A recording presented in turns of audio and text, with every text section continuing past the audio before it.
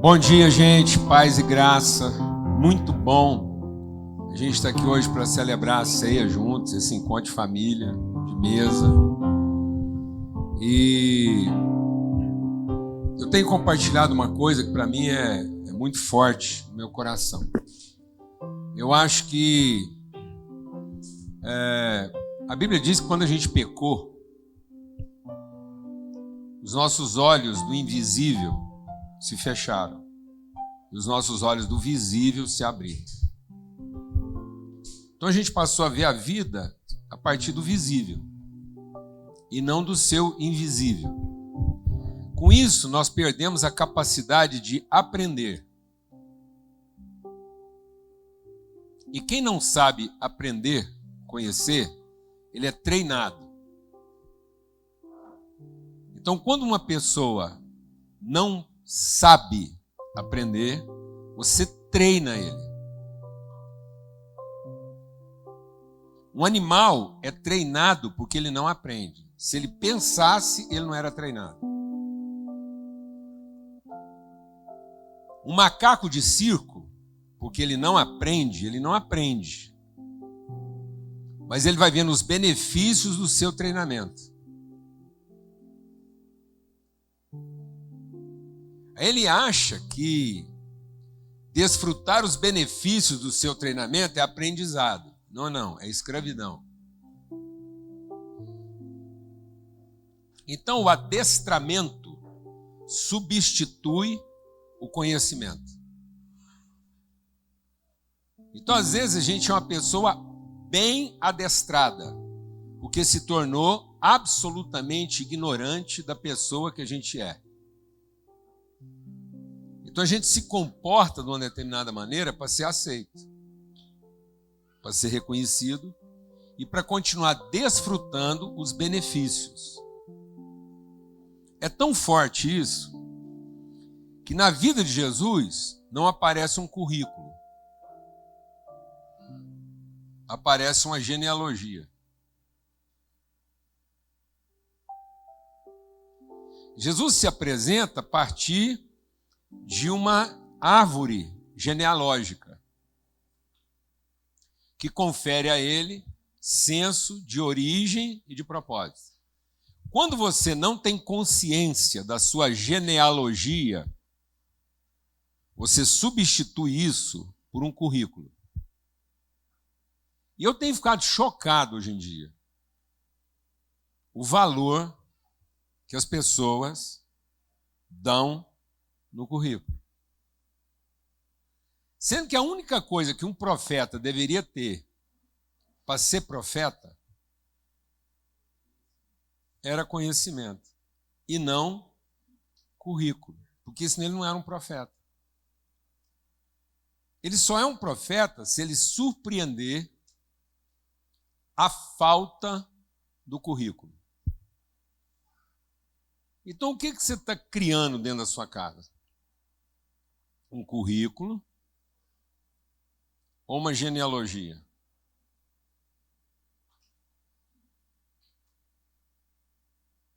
Seus filhos contam a história de uma natureza ou eles apresentam o resultado do seu treinamento? Você vai exibir seus filhos num picadeiro, mostrando o quanto que eles foram bem treinados, e agora eles merecem os doces que serão jogados na plateia. Ou ele vai se impor de tal maneira que a última coisa que alguém vai perguntar para ele é o quê? O currículo. Amém, mano? Glória a Deus. Então nós somos um macaco com currículo de gente, ou nós somos uma pessoa bem formada. Por isso que nós cantamos e vamos cantar de novo, é que o nosso trabalho é conhecer. Por isso nosso trabalho em Deus não deveria produzir cansaço.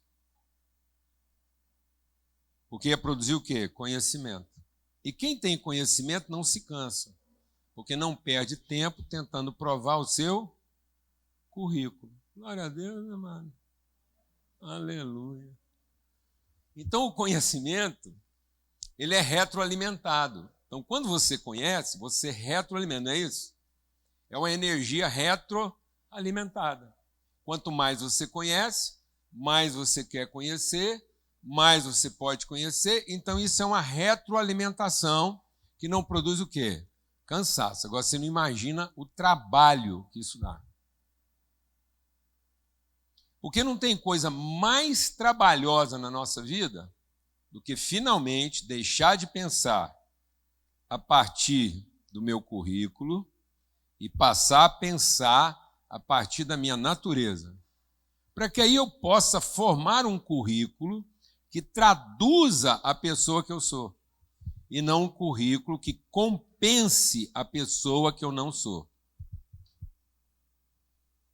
Então, muita gente está usando o seu currículo como uma forma de compensação e não o seu currículo como uma forma de tradução. Então, o currículo de Jesus ia traduzindo a pessoa que ele é, mas não compensando. Deixa o Espírito de Deus ministrar o nosso coração, porque às vezes você pode achar que nós estamos viajando muito cedo, assim, que é domingo de manhã, não dá para pensar um trem assim. É o seguinte, mas fique esperto. Porque o diabo não vai tentar com você o que ele não tentou com Jesus.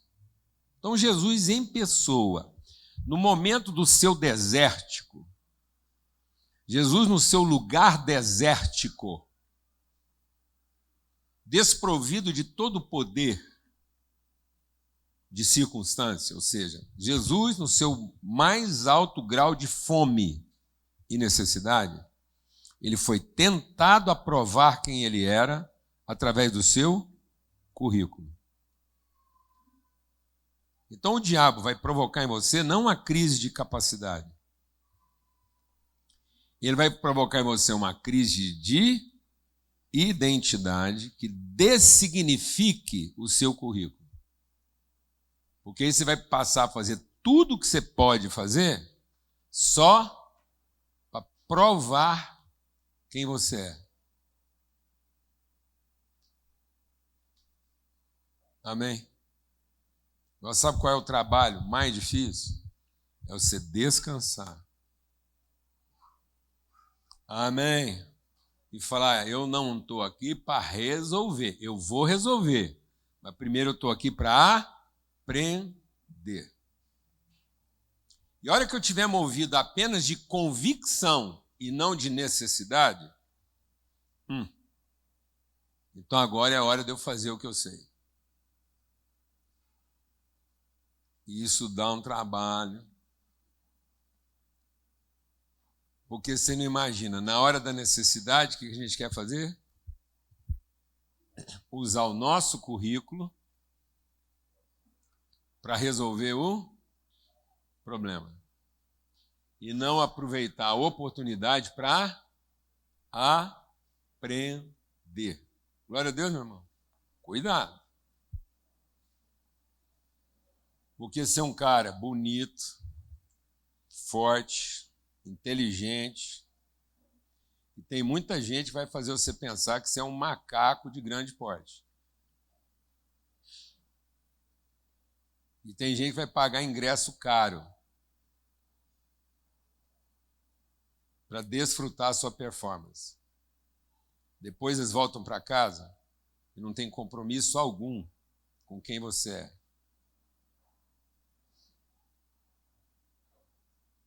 Você vai ser só um cara mantido para garantir que o espetáculo funcione. Você está entendendo o que eu estou te falando? Não? Então fique esperto, porque dá trabalho.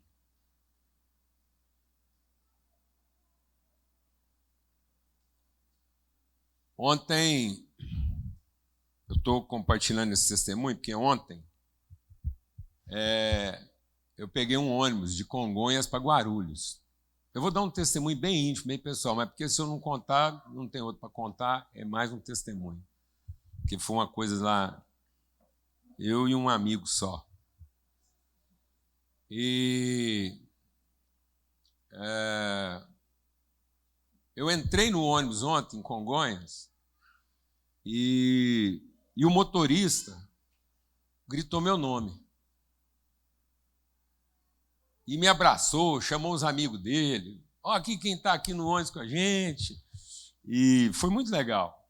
Aí ele me abraçou, quis tirar fotografia, a gente tal.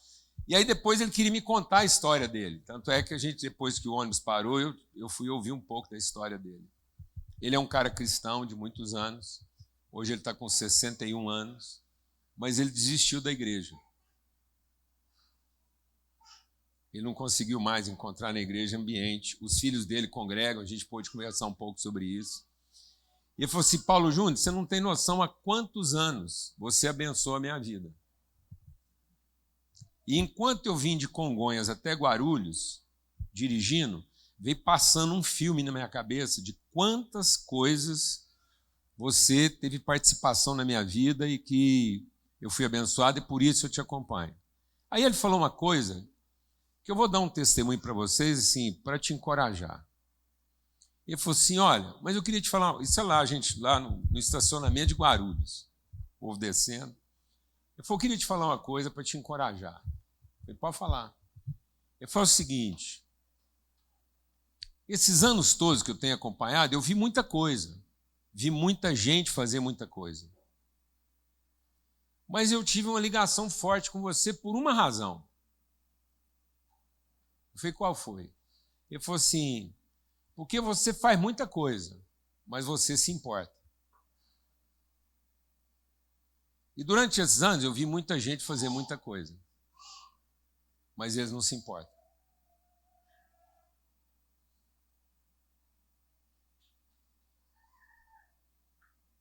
Isso é triste, amados. Muito triste, Cláudio. Isso é muito triste. E foi então no meio disso tudo, eu vi que você pode fazer muita coisa, você faz muita coisa, mas a grande diferença que me fez ficar prestando atenção no que você tem para ensinar é que você se importa. Aí ele me mandou uma foto e escreveu assim, esse seu olhar. Alguém vê, rapaz. Uma foto tirada do YouTube. Alguém que estava prestando atenção no seu olhar na tela do YouTube. Presta atenção, amados. Não é o que você faz. É se você se importa. E hoje as pessoas sabem fazer muitas coisas, mas no fim, elas não se importam. E elas abandonam quem não está correspondendo à expectativa delas para preferir a freguesia de quem reconhece o currículo delas. Então, hoje, o currículo conta tanto quanto o reconhecimento. Por isso, as pessoas se tornaram mercadores de currículo. Porque não se importam. Então, a cena que está montada aqui hoje é uma cena pedagógica. Então, nós não vamos tomar a ceia. Nós vamos entrar na cena pedagógica. Toda vez que Deus nos mandar fazer alguma coisa, mais do que fazer, Ele quer que a gente entre dentro da cena pedagógica. Há uma cena. Jesus montou um cenário. Deus só colocou o homem no mundo depois que a cena pedagógica, tudo que podia nos ensinar, estava montado.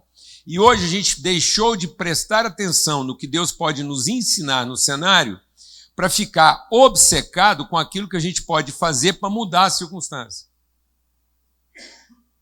Então a gente não entra a cena pedagógica para aprender.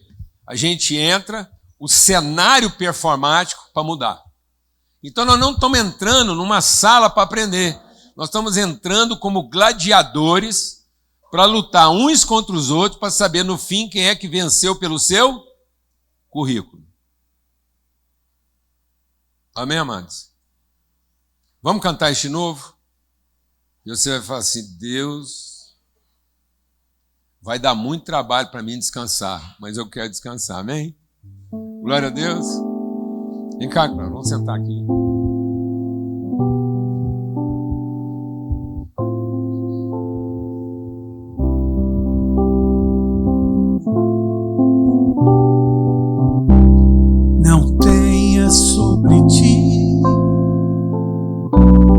Um só cuidado, qualquer que seja, pois somente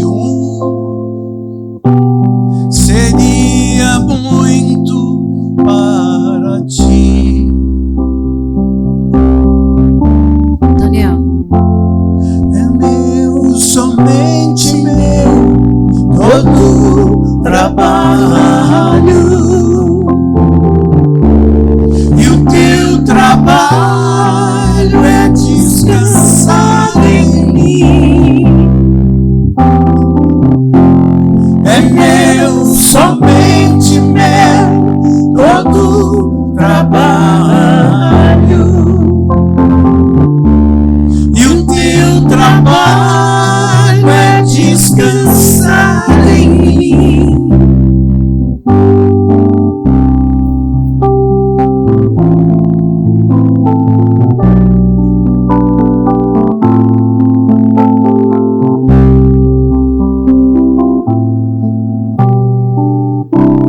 Não temas quando enfim tiveres que tomar decisão.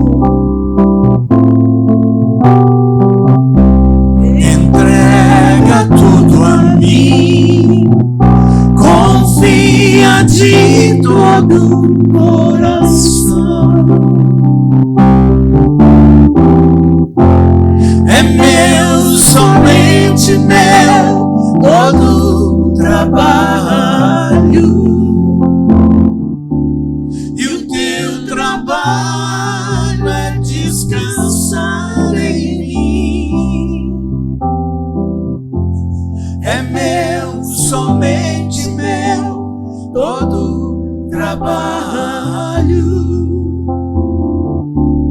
e o teu trabalho é descansar em mim.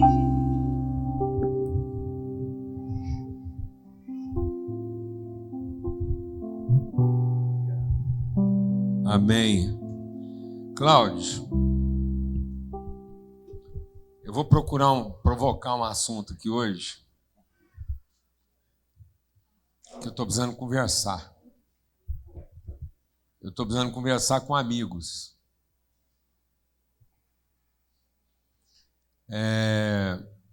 Desde agosto desse ano, Deus me levou para muitos lugares, de culturas, realidades totalmente diferentes. Então, eu tive na América do Norte, na região de Nova York, na região da Flórida, e que apesar de ser os Estados Unidos, são realidades diferentes. É mais ou menos a mesma cultura, mas expressa em realidades diferentes. A dinâmica é diferente, a dinâmica urbana, a rotina, enfim. E foi interessante porque eu tive a oportunidade, Deus me deu o privilégio de ir a esses lugares 20 anos depois. Então eu fui, há 20 anos atrás, percebia uma realidade. Naquela época a gente conversou com alguns líderes nesses lugares todos. E a gente conversava sobre aquilo que estava acontecendo com o Brasil há 20 anos atrás.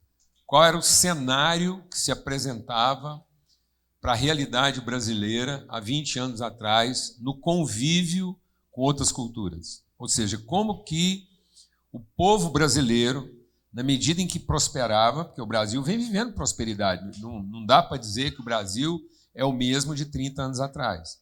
Eu não estou dizendo que o Brasil está vivendo justiça. Não há justiça no Brasil, mas há prosperidade. Exato. É só comparar com o resto da América Latina, é só comparar com outros países do mundo. Eu acho que nenhum país no mundo viveu os níveis de prosperidade que nós temos vivido. A nível de acesso ao recurso, tecnologia, ambiente, tudo. Toda área que você pensar, nosso padrão construtivo, transporte, tudo, todos os recursos técnicos, tanto é que nós exportamos hoje. Um exemplo disso está saltando aos olhos hoje, que o Brasil acabou de conquistar no PAN um número de medalhas como ele nunca tinha alcançado, passando México, Canadá, Cuba e assim por diante. Agora, isso não quer dizer que nós estamos melhorando como povo.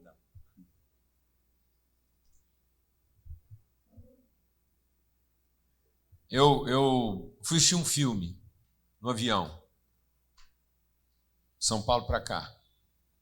E a introdução do filme era uma empresa vendendo repatriamento seguro. Se você quiser ter certeza de que você pode comprar a sua imigração, compre o direito de ser um imigrante legal. E a abordagem da propaganda de alto padrão para um público seleto era comer bem, viver bem, ter segurança, desfrutar de forma segura e elevada aquilo que o seu trabalho custou tanto para conquistar, é direito seu. Então, e lá fala, é a empresa com maior reconhecimento de resultado e excelência na América Latina em vender direito de imigração. Seu filho, você ser um imigrante de sucesso. Porque o bom mesmo dessa vida não está aqui. Aqui você atingiu o máximo, mas você ainda não tem a segurança que você merece, você não tem a saúde que você merece, e você não pode andar na rua adressado como você gostaria. E aí, isso já era um cenário há 20 anos atrás. Há 20 anos atrás, eu encontrei homens de 40 que atravessaram o deserto, todo mundo ilegal, saído de uma condição de pobreza e constrangimento aqui no Brasil, milhares, centenas de milhares, milhões de brasileiros que enfrentaram a morte para garantir uma condição, porque desesperaram, porque viram que aqui não tinha futuro. Isso há 20 anos atrás. E conseguiram. Tem hoje um padrão de vida que eles jamais alcançariam aqui no Brasil em condições normais. Alguns deles são mais ricos, moram melhor, comem melhor, se vestem melhor, dirigem melhores carros, do que os próprios, viajam tudo, do que o próprio morador da terra. São empresários, mas reféns. Não pode sair de lá para enterrar uma avó. Os filhos que nasceram nesse contexto não são estrangeiros. E aí a gente falava, cuidado, porque vocês vão prosperar, vocês vão ganhar dinheiro, vocês vão ficar ricos, mas vocês não vão ganhar liberdade. Porque vocês vão parir um povo escravo. E às vezes você está achando que capitalizar seus filhos vai libertá-los. Não. Capitalizar seus filhos vai tornar eles escravos de qualidade. Porque eles vão continuar refém da mesma coisa. Porque não se emanciparam culturalmente. Vão continuar achando que a vida é o que se compra. E não o valor que a gente acredita. Então nós estamos formando pessoas de alto preço, mas de nenhum valor. Porque tudo na vida que tem preço é porque não tem valor. Não se precifica o que tem valor. Preço não é representativo do valor. Preço é substitutivo do valor. Bom, e aí a gente falava sobre isso, o cenário daqui 20 anos vai ser ruim. E eu tive a oportunidade de ir na América e de ir no Japão. São dois extremos. Mas o Japão também é altamente influenciado por uma cultura ocidental. Ou seja, a cultura oriental japonesa, milenar, não resistiu aos acenos da cultura adolescente ocidental. O país mais juvenil do Ocidente, o adolescente do Ocidente, seduziu o velho do Oriente.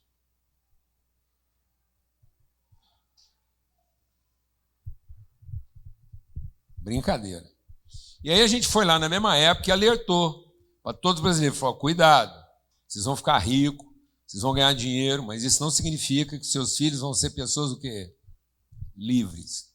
E hoje, Cláudio, a gente tem lá, eu fui lá ver isso, e rodei tudo de novo. Aí eu passei nos Estados Unidos, passei na Escócia, outro país, uma cultura milenar.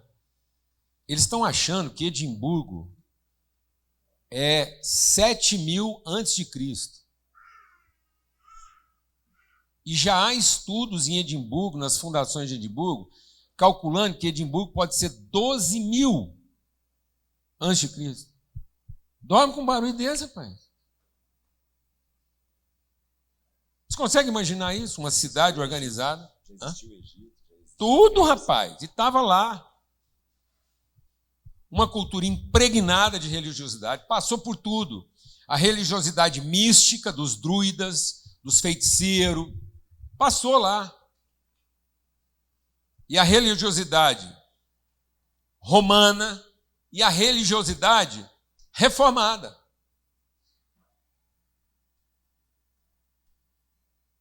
E hoje um número incontável de estrangeiros reféns do alto padrão de vida. Aí da Escócia a gente foi Reino Unido, lá Inglaterra. Você não tem noção o que está acontecendo com os brasileiros na Inglaterra. O que significa uma igreja de sucesso brasileira na Inglaterra? É uma distração. É uma rave. Você faz uma rave, gasta o dinheiro que você tem, porque está sobrando, quase para esquecer quem você é naquele país.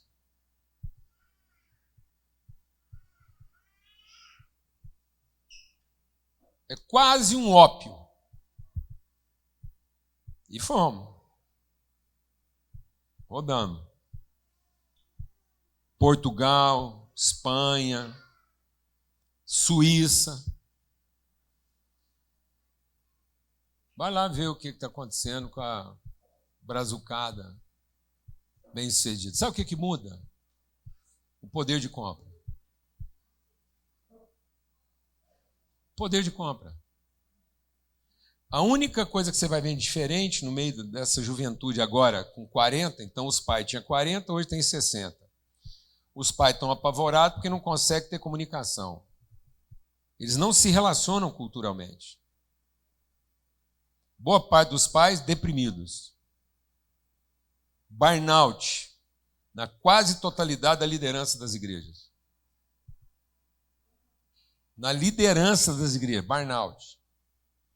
Todo mundo em tratamento de depressão, surto. Eu conheci um pastor que ele só saía do quarto para ir para o púlpito. Do púlpito ele voltava para o quarto.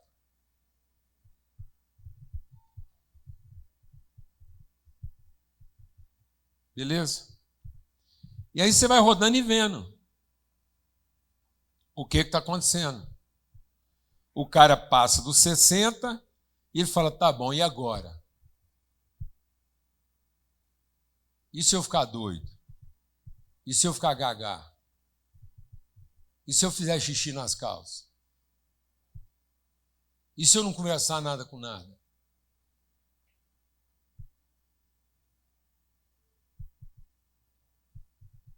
E o povo, uma usina. Eu estou contando isso, amados, porque isso tem a ver com todos nós aqui. Isso é uma cena. O que nós estamos estimulando? E eu queria ler um texto, E por isso eu estou precisando conversar. Estou precisando conversar com os amigos. Porque aí o que me vem à mente é a cena da ceia em que o Judas... Então eu vou abrir, conversa, você nos abençoa aí. Lá em João, no capítulo 12, diz assim: 6 dias antes da Páscoa, na Betânia, onde estava Lázaro, o que tinha morrido e ressuscitou, fizeram ali uma ceia, a cena. A cena está lá, Deus montando de novo a cena pedagógica. E Marta servia. E Lázaro era um dos que estavam à mesa. Então, cada um do seu papel. A Marta lá, trabalhando, correndo. E a Maria foi lá, pegou um arratel, um frasco de perfume muito caro, puro, quebrou aquilo e ungiu os pés de Jesus e enxugava os seus pés com os seus cabelos. E encheu-se a casa com o cheiro do perfume. Presta atenção na ênfase que Jesus está sempre dando nessa questão de ungir os pés, lavar os pés. Porque os pés são sinal de quê? Autoridade. Onde pisar a planta do seu pé, eu te darei por herança. Não é onde você puser a sua mão. Quem precisa ser adestrado na mão é o escravo. Por isso que Jesus, antes de ir para a cruz, ele passou por 2 bacias. A do Pilatos, que lavava as mãos, e a dele, que lavava os pés. Quem está acostumado com poder, na hora do aperto, lava as mãos. Quem está acostumado com autoridade, na hora do aperto, firma os pés. E parece que nós estamos criando um povo que é tão ensimesmado do seu currículo que na hora do aperto, o que ele faz? Lava as mãos. Vender imigração segura para os nossos filhos. Imaginar que a vida que nós almejamos é o que pode ser comprado em outro lugar, isso é lavar as mãos. Então nós estamos cheios de gente empoderada que podia transformar uma nação fazendo o quê? Lavando as mãos. Sendo que Jesus quer ungir os pés para que a gente firme o pé e assume a responsabilidade daquilo que Deus nos entregou. Então nós temos que parar de gerar gente com o direito de quem lava as mãos. E formar pessoas que assumem a responsabilidade de firmar os pés. E aí, a hora que está acontecendo isso, o Judas falou assim: por que a gente não vende isso por 300 dinheiro e não dá para os pobres? É engraçado isso, Cláudio. Eu sei que você gosta, por isso eu posso pensar com você. O número 3 é recorrente na cabeça do Judas. Ele está sempre fazendo a conta em cima disso. 300 dinheiro, 30 moeda. Porque o 3 representa ou a triunidade humana ou a triunidade divina. Então o 3 é sempre o limite máximo das competências. Se elas não forem combinadas, se eu não combinar o meu triuno visível com o triuno invisível, eu não formo a pessoa. Por isso que Deus vai se descansar no 7º dia. É uma viajação aqui, mas você chupa essa manga. Então nós temos uma recorrência de explorar a capacidade humana à última consequência e não perceber o invisível dela. Então nós podemos ficar limitados ao visível, multiplicando 3 por 10 ou 3 por 100. O que é o povo que é gerado na sua casa? É um multiplicador de 3 por 10? Ou um multiplicador de 3 por 100? O que ele é? Ele é um 3 vezes 10? Ele é um 3 vezes 100? Isso é só o preço. E sabe por que eram 30 moedas? Porque era o preço que se pagava por um escravo. Então, um bom escravo você vendia por 30 moedas. Então, Judas foi lá e vendeu. Presta atenção na gravidade que nós estamos falando aqui. Nós estamos vendendo a figura redentiva de Cristo ao preço da figura resolutiva do escravo Jesus. Nós estamos pagando o preço de Jesus como escravo, porque não queremos entrar na dimensão eterna do Cristo pleno. Então nós não estamos querendo formar um filho Cristo. Nós estamos querendo formar um filho que consegue pagar o preço do escravo Jesus. Sabe por que eu estou dizendo isso? Porque a desculpa que... Aqui eu vou encerrar. A desculpa que o Judas usou para justificar a sua corrupção foi a filantropia.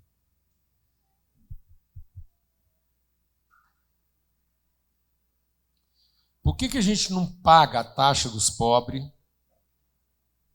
para poder ter direito à vida que a gente acha que merece?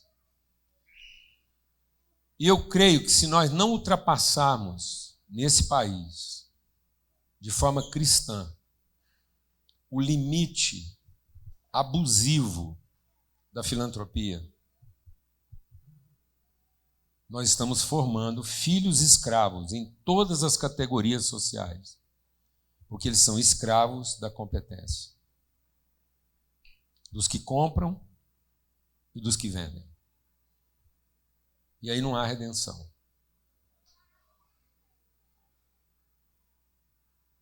Porque o que existe é uma precificação da escravatura, ou de 30 ou de 300.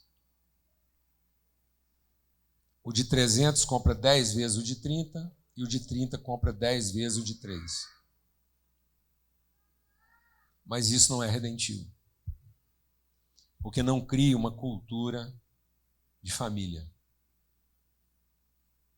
A gente não se sente responsável um pelo outro.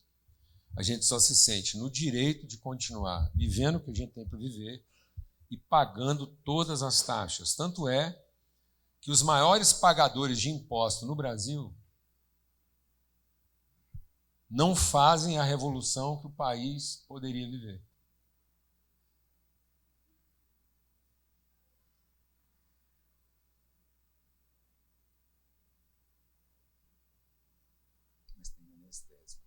É um anestésico. É quase que como um direito. Por isso que há tanta variação na compreensão do tributo. Por isso que nós temos tantos tributos. Por isso que tudo aqui é precificado. Tudo é precificado. A gente não tem uma estrada boa porque a consciência é cidadã. A gente acaba tendo uma estrada boa porque paga o pedágio.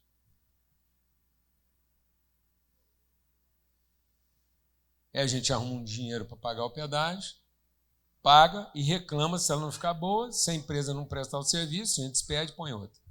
Alguém está entendendo o que eu estou falando aqui ou não? Mano? Porque se não fosse a precificação, o serviço nem era prestado. Então, meu irmão, eu estou precisando, assim, abrir meu coração como avô.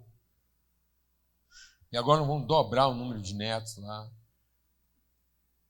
E conversar com o meu povo aqui, com a minha comunidade, porque é daqui que eu saí e foi para aqui que eu voltei.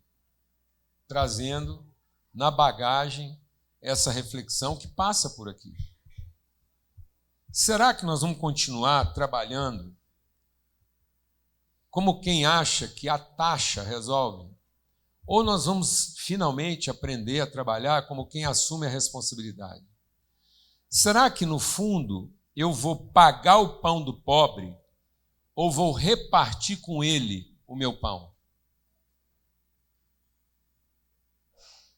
Será que não é cruel continuar pagando a taxa da pobreza, tornando ela cada vez mais degradante, em vez de compartilhar com as pessoas a nossa condição de vida? Será que Deus quer que eu pague uma tarifa resolutiva ou Ele quer que eu desenvolva empreendimentos redentivos? Você, como empreendedor, o seu empreendimento, como em todos os empreendedores aqui, de qualquer nível de empreendedorismo, todos os empreendedores aqui, você empreende como quem redime ou você empreende como quem possui?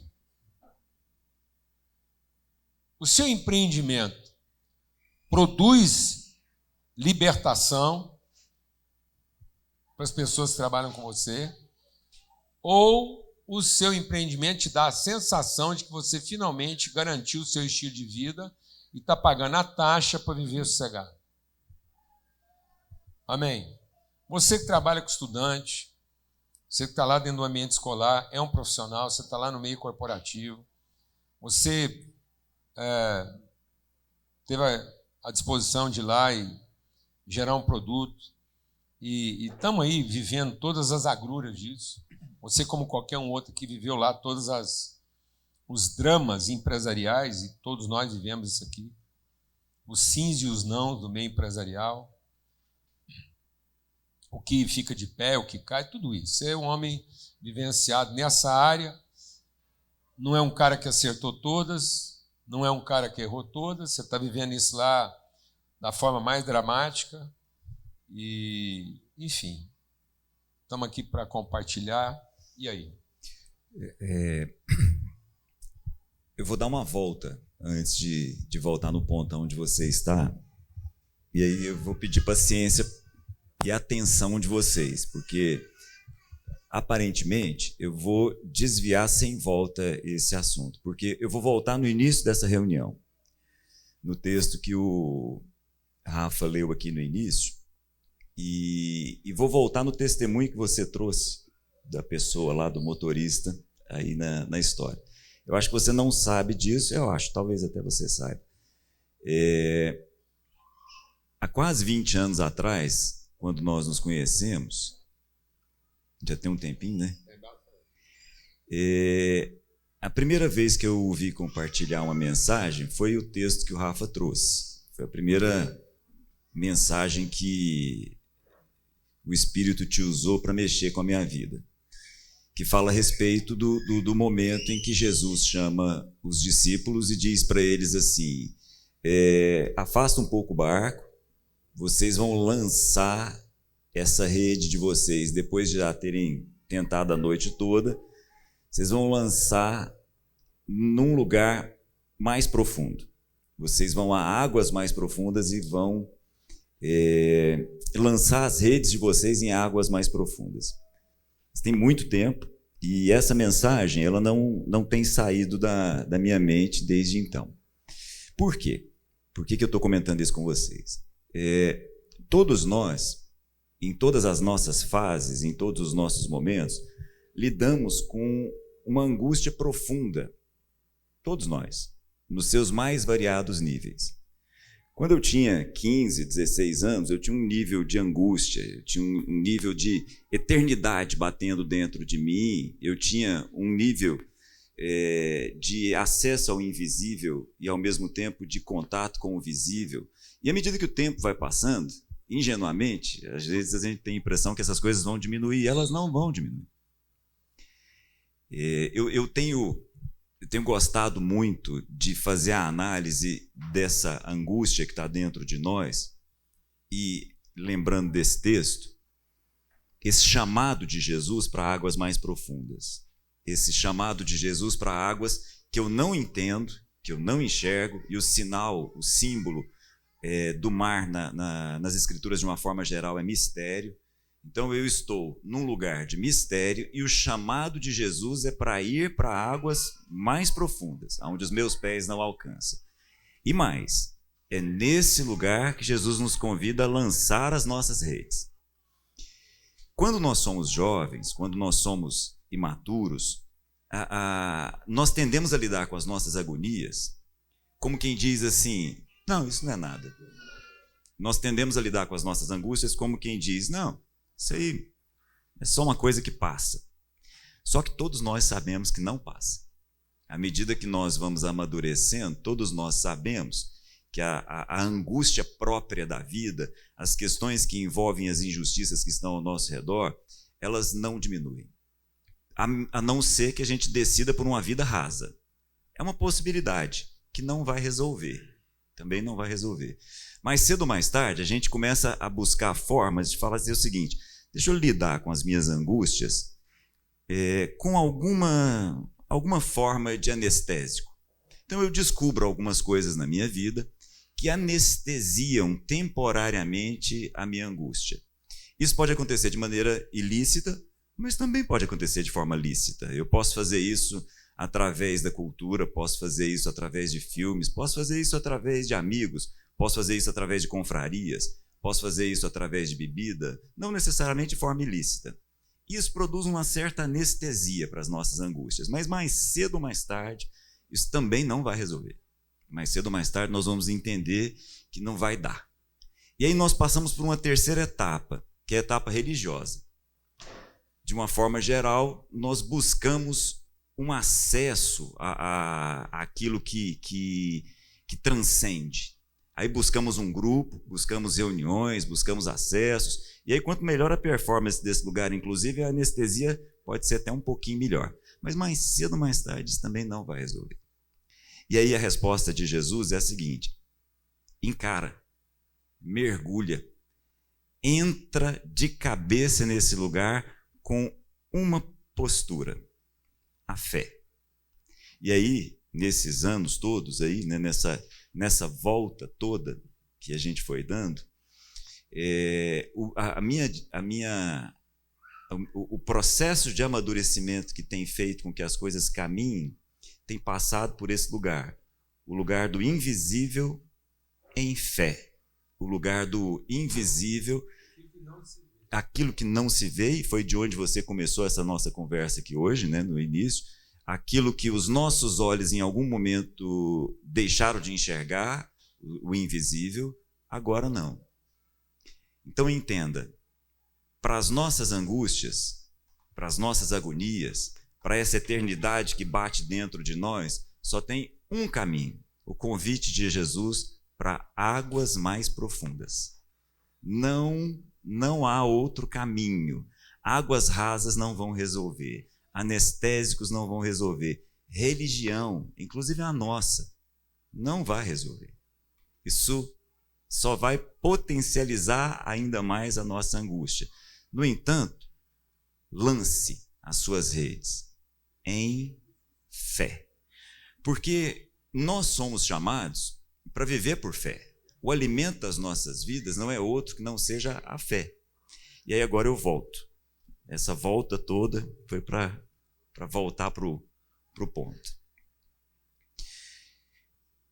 Como você sabe, algumas pessoas aqui sabem, a nossa família é muito grande fora do Brasil. Muito grande mesmo.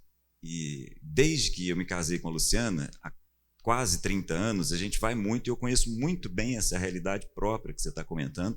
Inclusive, estou vendo agora, nesse período, uma tragédia muito grande, que é o fato dos pais que não têm cidadania ficarem aguardando os filhos chegarem à idade, chegarem a serem maiores de idade, para depender do filho e solicitar e pedir ao filho que dê para ele documento para estar naquele lugar. Uma tragédia, em cima da outra, né? Há alguns meses atrás, a Alemanha e outros países da Europa assinaram um convênio com o Brasil, garantindo que qualquer jovem com alguma formação na área da saúde, seja como enfermeiro, ele não precisa ter grau superior da formação na área da saúde, e que esteja qualificado a ser um cuidador de idosos, ele pode receber o visto dele em até 15 dias. Visto permanece. Em 15 dias, ele resolve o problema dele de permanência na Europa, se ele for um cuidador de velho. Nós vivemos aqui na nossa comunidade o caso de uma pessoa muito querida que não queria viver uma situação de ilegalidade lá e foi sugerida a ela faz um teste aí de habilidades especiais. E ela demonstrou habilidades especiais e muito rapidamente ela obteve o green card para estar naquele lugar. Mas é o seguinte, você pode ficar aqui, o que não significa dizer que você pode exercer o seu papel nesse lugar. Ou seja, você é um ótimo escravo para estar entre nós. Pode ficar à vontade. Você está livre para ficar aqui. Você é um escravo qualificado. Isso. Mas eu me lembro... E o mais grave disso é que a gente não está percebendo que isso é uma coisa crescente. E eu me lembro de um período que foi muito significativo para a minha casa, porque é muito tentador, e a expressão é essa mesmo, é muito tentador para nós ir para os Estados Unidos e encontrar...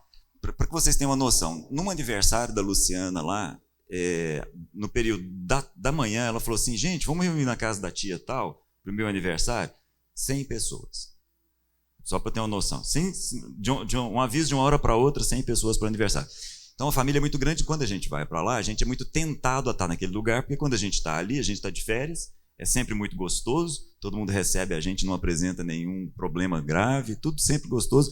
E aí a gente passou lá um período de 2 meses. Alugamos uma casa como morador, ficamos lá, fui estudar inglês, foi excelente. E a Luciana falou assim, meu bem, nós precisamos mudar para cá, nós precisamos passar um período aqui maior e tal. Eu falei, meu bem, se esse é o projeto que Deus tem para nós e Ele confirmar isso, jóia. Se não for, esse lugar de paraíso passa a inferno em alguns minutos. No ano posterior, e eu vou contar isso, apesar de ser uma experiência íntima, mas eu acho que é muito a propósito dentro do que você está trazendo. Nós estamos aqui abrindo a intimidade. No ano posterior, nós fomos viver outro período assim, um pouco mais longo, né? E nós alugamos um apartamento de frente a uma das praias mais lindas que tem ali naquela região, Sunny Island, de uma brasileira que fez uma situação totalmente particular para a gente. E eu sempre falando com a Luciana, meu bem, esse é um lugar, se for o que Deus quer para nós, se não... Ela, não, aqui é bom demais, aquela coisa. Uma tentação muito associada à família dela e uma sedução, uma indução. Muito bem. Nesse segundo período que nós estávamos lá, ela entrou num processo depressivo e se percebeu 2 vezes na sacada como quem ia pular lá de cima.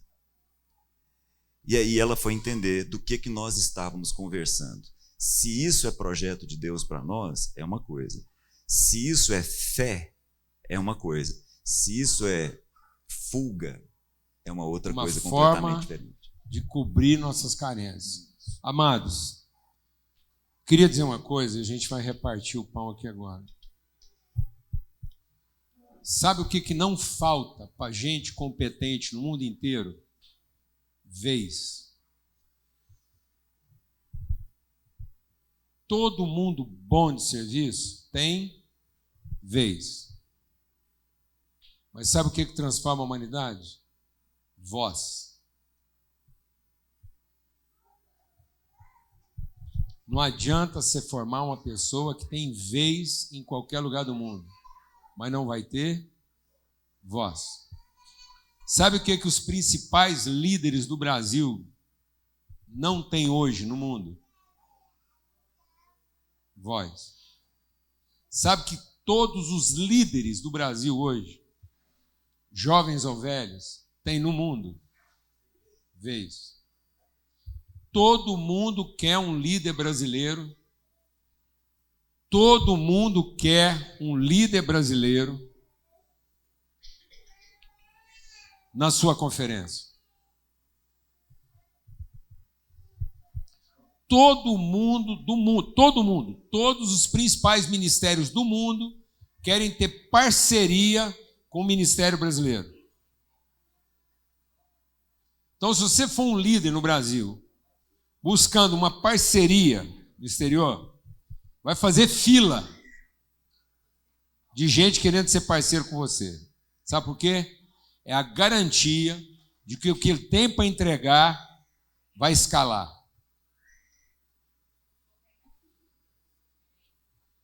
Qualquer ministério no mundo vai querer fazer uma parceria com um líder brasileiro. Sabe por quê?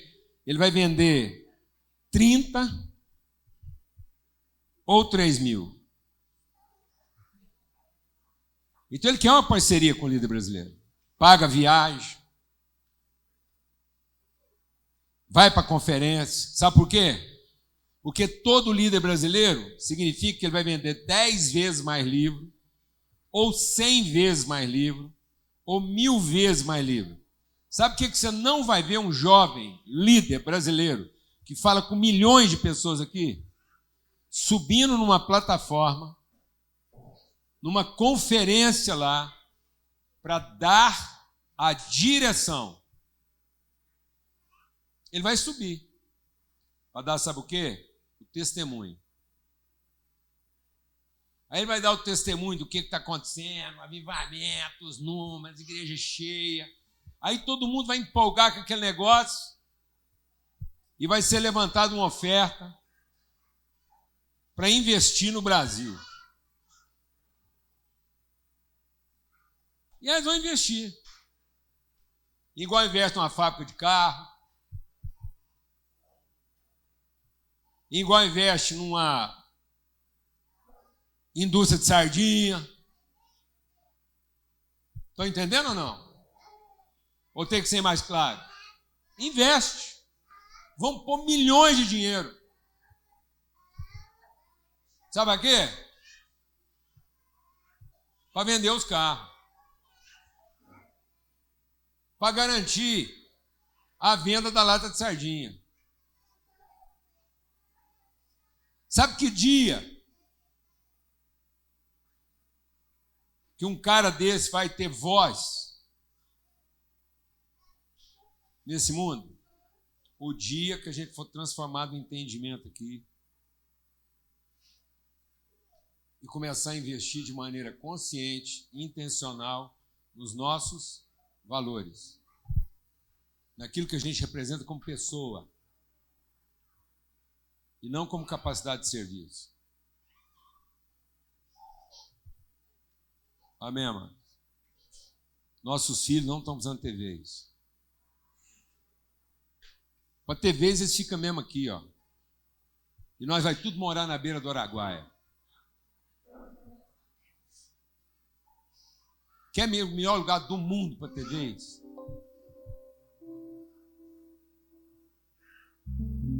No Araguaia. Nem precisa ter lancha bacana, não.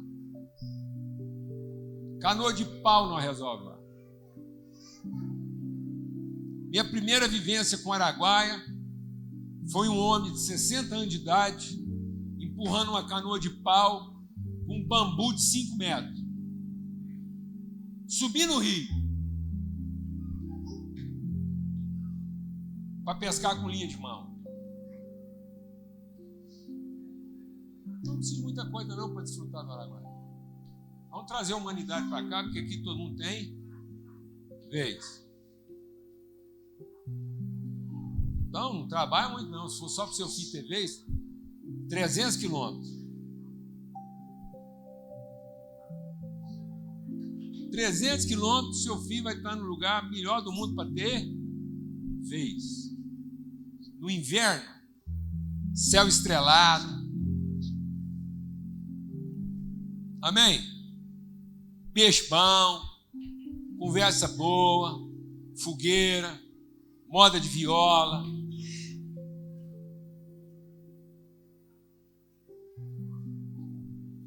Aqui a gente que planta o que dá para o gasto. Se vier visita, aí é que a gente gosta. Não foi assim que eles cantaram? Mas é assim. Mas não é isso. Amém? Agora, para ter voz, nós temos que fazer igual Jesus ensinou. Ele pegou o pão e disse o seguinte: se você não repartir de você, se você não estiver entregando você, então não adianta o que você está entregando.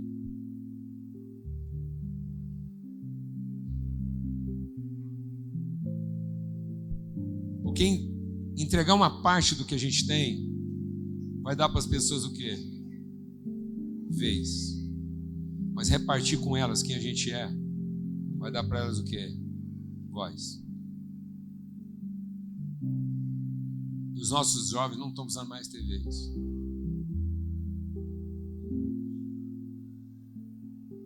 Estamos precisando ter voz. Eu me recuso a ver uma menina dessa, viu? Morando lá naqueles lugar bom lá, só para ter vez. Amém? Para ter vez, você fica aqui no Araguaia. Amém? Pede o seu irmão te ensinar a pescar. O maior pescador do mundo. Luiz, você tem que sair para pescar com o Mateus. Quantos anos tem o Mateus? 7 anos, Luiz. O cara é sensitivo, Mateus. Ô, Luiz. O pirangueiro, que levou nós no barco, foi Paulo Júnior. Nunca vi um trem desse, não. Rapaz, o Mateus pegou 20 douradas na parte da manhã.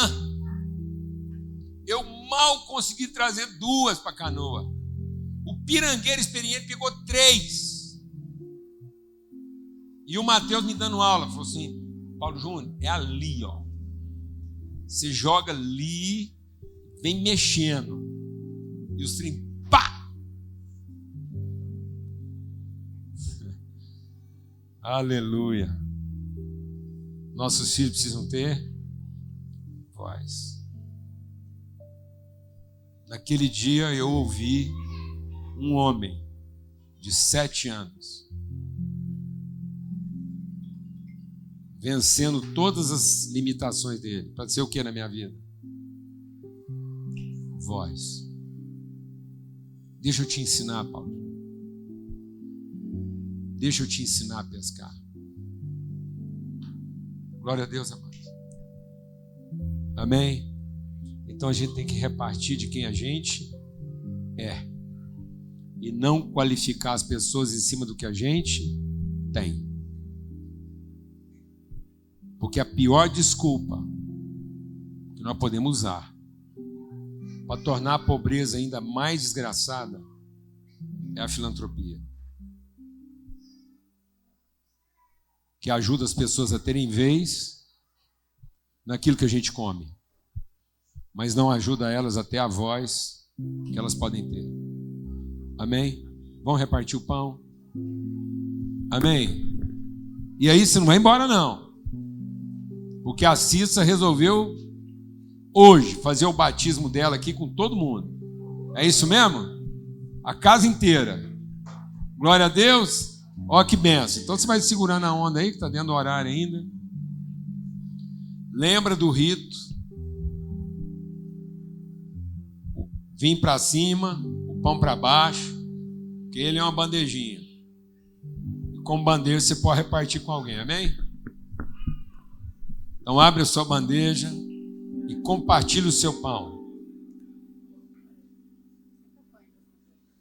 Declarando que você não quer repartir do que você tem. Você quer compartilhar quem você é. Então não é o seu direito de posse sendo repartido. São seus valores, sua vida sendo compartilhada.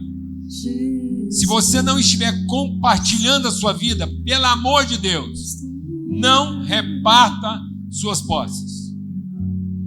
Não reparta suas posses se você não quer compartilhar sua vida.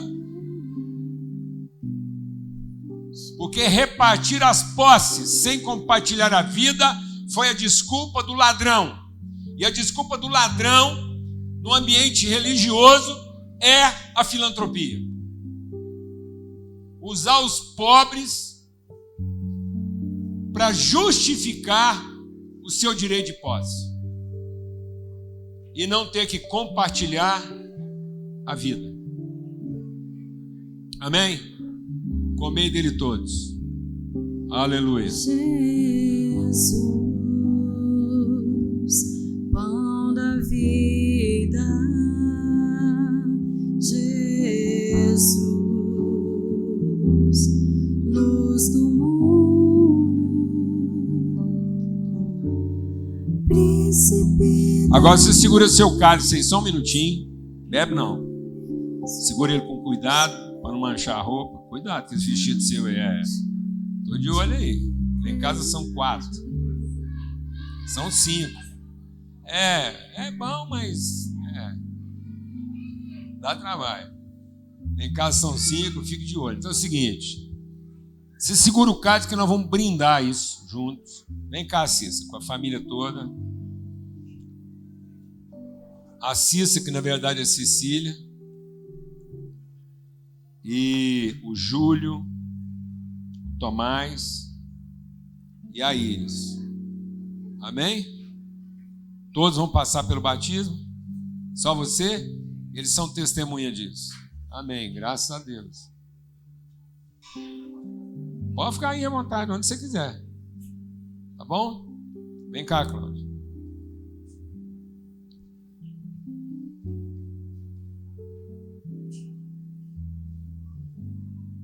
Eu tenho sido testemunha do que isso significa na sua vida.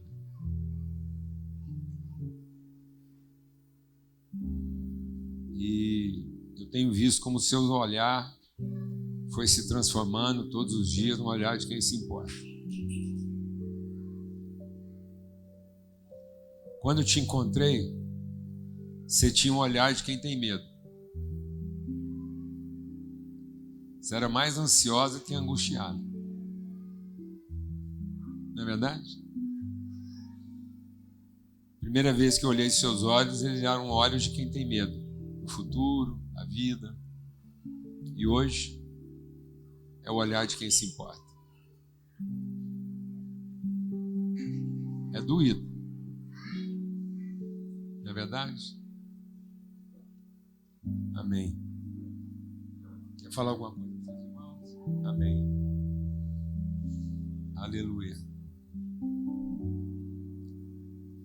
Cecília, nossa Cissa, nós te batizamos em nome do Pai, do Filho e do Espírito Santo. O amor do Pai, a graça do Filho, a comunhão do Espírito Santo são sobre você, são em você e através de você. O seu nome é aquela que se importa. Deus te deu o olhar de quem se importa, a angústia de quem se importa, a inquietação de quem se importa. O seu nome é aquela que vê o invisível. Em nome de Cristo Jesus, Senhor. Amém. No final dessa reunião aqui, conversa com a Cissa. Pega a sua família. Não estou fazendo marketing aqui, ela sabe disso. Mas você vai pegar a sua família. Presta atenção no combinado aqui. Eu sei que os caras lá, se vocês acharem ruim, fala com eles que está dentro do nosso combinado. Você vai pegar sua família, juntar lá tio, sobrinho, beleza? Monta uma caravana aí de uns 20 e vai fazer um passeio lá na galeria de arte onde a Cissa trabalha. Aí você vai reunir a família, prepara umas marmitas, um sanduíche, sim, tem que ser um sanduíche que combina com a galeria de arte. Não vai bagunçar também não. Porque esse trem caindo, maionese lá, aquela coisa não. Tem que ser um trem arrumado, entendeu? Um patê de atum assim, caprichado, um pão bom. E aí você leva isso tudo arrumadinho. E aí lá tem uma arena em volta de uma figueira. Sabe aquelas figueiras do Cerrado aqui, aquelas das folhonas grandes? Aí lá, depois que andar, se vê um pouco de cultura, de arte, de sensibilidade, você senta lá para bater um papo. Para conversar sobre valores. para devolver um pouco de sensibilidade para os nossos filhos. Amém, Cis? Está combinado? E eu sei que ninguém lá vai achar ruim. Não tem obrigação de comprar nada. Mas se comprar é bom, porque vai uma comissão para Cis. Agora, entendeu? Mas não é isso que eu estou falando aqui, não. Porque lá está aberto, é uma galeria, é no centro da cidade, é numa casa tombada como patrimônio histórico e arquitetônico de Goiânia. Então você vai ter a oportunidade de ir lá e ver uma casa tombada lá das fundações de Goiânia, uma arquitetura lá dos anos 60, muito legal. Recomendo. Aí tem uma arena de 60, abre o sanduichinho lá sem bagunçar, deixa lá mais limpo que você pegou, amém? Mas você vai ter um dia de família, combina o horário. E pelo amor de Deus, vamos ajudar nossos filhos a terem voz. Amém? Você crê nisso? Temos um amém? Então vamos brindar isso juntos aí. A alegria do Senhor é a nossa força. Bebei dele todos. Deus Emanuel, Glória a Deus.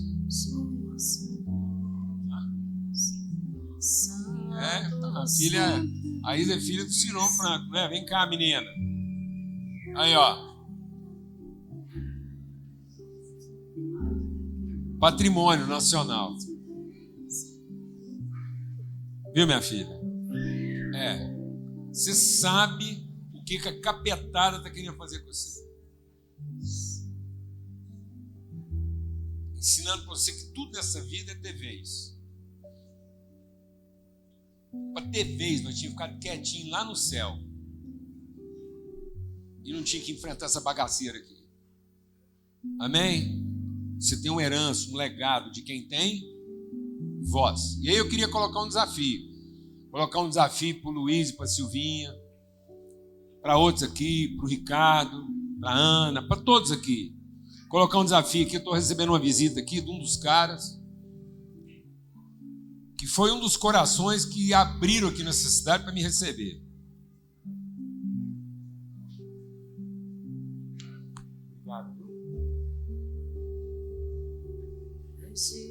Esse homem aqui não só carregou o piano para mim, não. Ele rodou o piano. Obrigado, viu? Incansável em cuidar da nossa casa, da nossa vida. Então eu queria colocar um desafio. Lúcio, todos vocês que estão em posição de liderança, marca um horário com os nossos jovens para fazer uma visita lá nos seus empreendimentos. Leva eles lá, leva 5, leva 10, leva lá. Amém? Leva lá na fazenda, leva lá na sua empresa. 5, depois leva mais 5, para falar com eles sobre os seus valores, suas lutas. Toda vez que você pensou em desistir, não desistiu,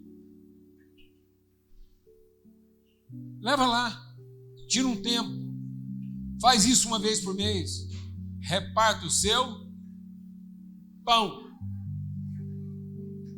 Não tira do tempo que te sobra. Não tira do tempo que te sobra. Senão não tem valor. Mas pega do seu pão, da sua vida, do seu coração. Junta aqui alguns jovens, 5, depois leva mais 5, vai levando. Jesus levou de 12 em 12, mas não vou nem sugerir 12, porque isso já deu bagunça, virou religião, quase acabou com a igreja no Brasil.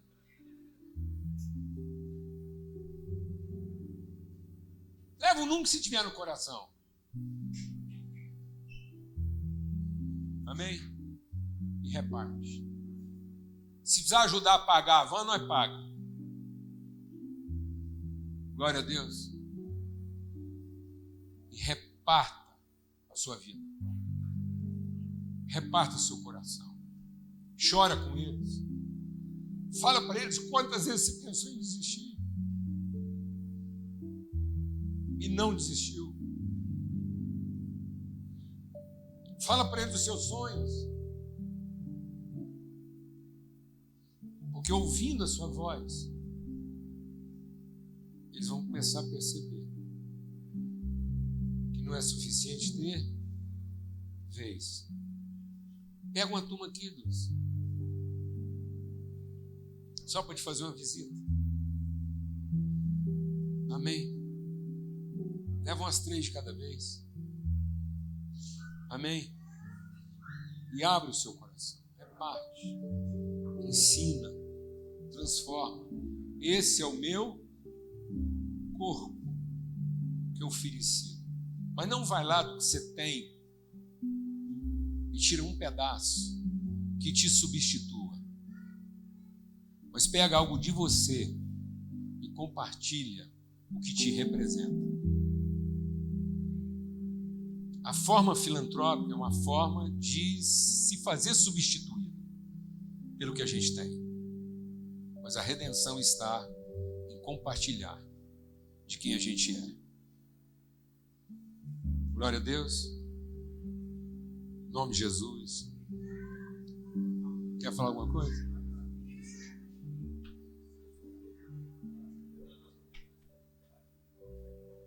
Pera aí, vai embora não, porque é um recado da minha mulher.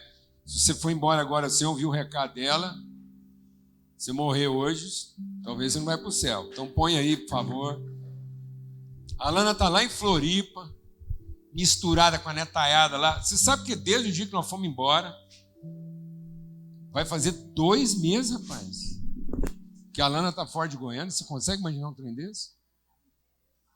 Ela não voltou. A gente voltou da viagem, já foi direto para Floripa. Segura a onda aí, tá lá. Testemunho da Paula e da Camila. Tempo maravilhoso. Dia 11. Dia 11 é sábado que vem, às 9h30 da manhã. Vai estar acontecendo aqui na congregação, 9h30, dia 11.